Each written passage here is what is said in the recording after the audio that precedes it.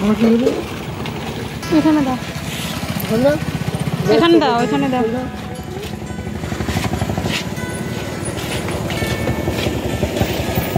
তো আমি তো এদিকে চা খাবো, আর আমার কর্তা মশাইকে বললাম যে ঠিক আছে আমি চা খাই, চলো তুমি একটু আমার শ্যুট করে দাও।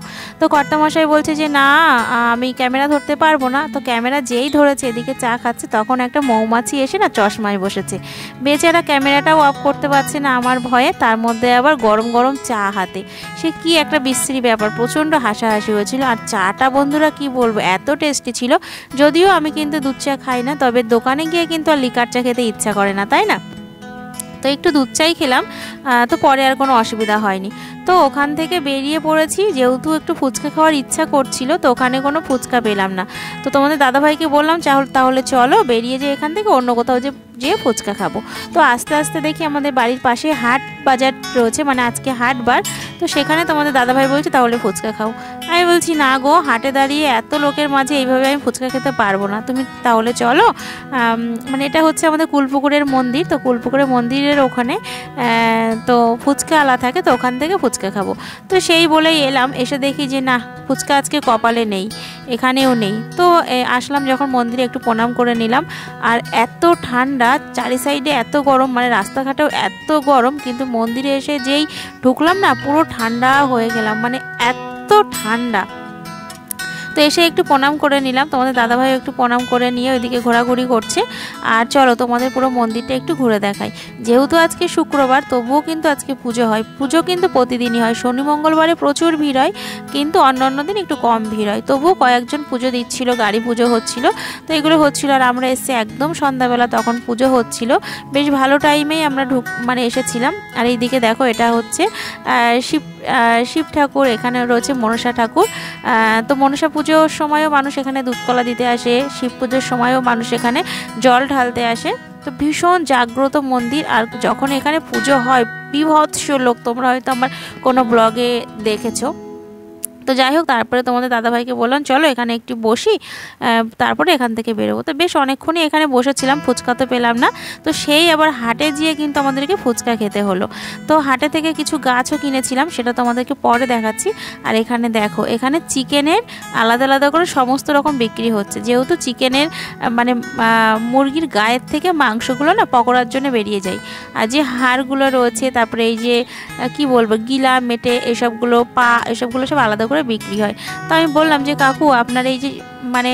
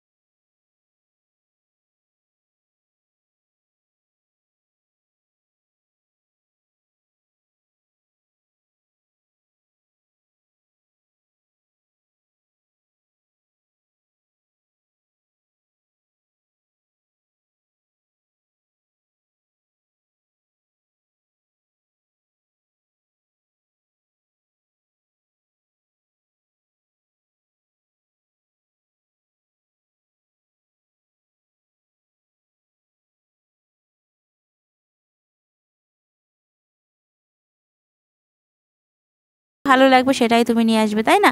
আর আমি যখন গেছিলাম তখন যদি তুমি বাজার করতে, তাহলে তো আমিই বলে দিতাম, যেহেতু তুমি করোনি আমি এখন আর কিছুই বলবো না।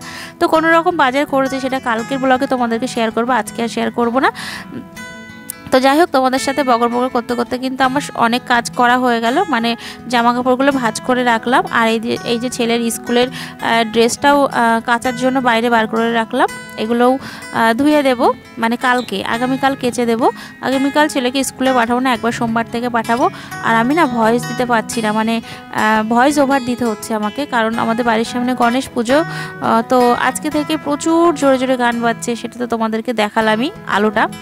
তো ওর জন্য আমি ভয়েস ওভার দিচ্ছি পরে। তো তারপর দেখো একটু বিছানাটাও পরিষ্কার করে নিলাম, নিয়ে মানে আমার ছেলের পড়ানো হয়ে গেছে, যেহেতু পেন্সিল বসে বসে কাটে বিছানার ওপরে, ওর জন্য নোংরা হয়ে গেছে। তো একবারে বিছানাটা পরিষ্কার করে নিয়ে একবারে ঘরটা ঝাড় দিয়ে পরিষ্কার করে নিয়ে তারপর আমি অন্য কাজ বাজ সারবো। তো চলো বন্ধুরা, আজকের মতো এই পর্যন্ত। সবাই খুব ভালো থেকো, সুস্থ থেকো, আর ভালো লাগলে